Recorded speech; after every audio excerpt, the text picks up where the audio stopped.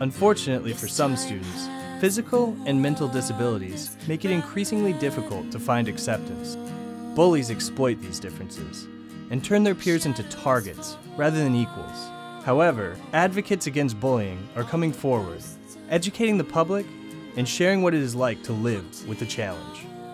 Anybody who says they haven't been bullied in their life is either they're lying to you and they don't want to really say anything about it, or they just don't realize the severity of what happened. Nick, a young man with Asperger's, reached out in an effort to share his insight and let people know what it is like to be bullied for a disability.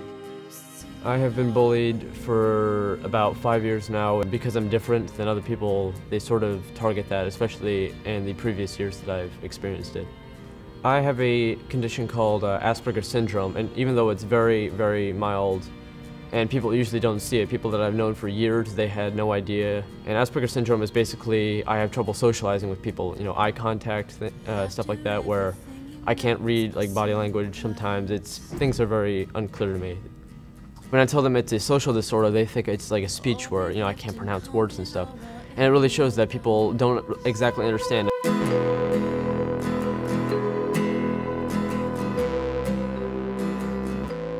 A bully is somebody who repeatedly and intentionally means to harm somebody, and it could be a kid, a teenager, or an adult, and it's with intent to harm somebody emotionally, physically, mentally, or psychologically. If the bully could walk in the other person's shoes, it would go a long way in kind of warming that person up, or even maybe having them resent themselves for things that they do. I can remember making fun of a person with a disability. I can remember a young man, and he had Down syndrome, walking down the street, and I laughed at him. And the mother that was driving the car, she jumped me. I mean, and that was great. I'm glad she did. But it's so funny how I can remember that, you know, because that was wrong, and I shouldn't have done it. But now my whole life revolves around people with disabilities. I have a daughter that has disabilities. After having a child of her own with disabilities, Mrs. Dahn is now a teacher for students with special needs. My daughter was in elementary school, and it was good, but it was time for her to move to middle school. But where they had the kids with disabilities, with intellectual disabilities and physical disabilities, was in the back of the school where the garbage cans were.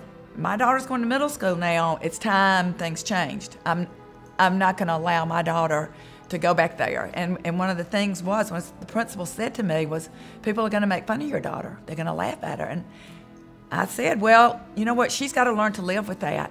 But other people have got to learn to live with people with disabilities around them, or it's always going to be that way.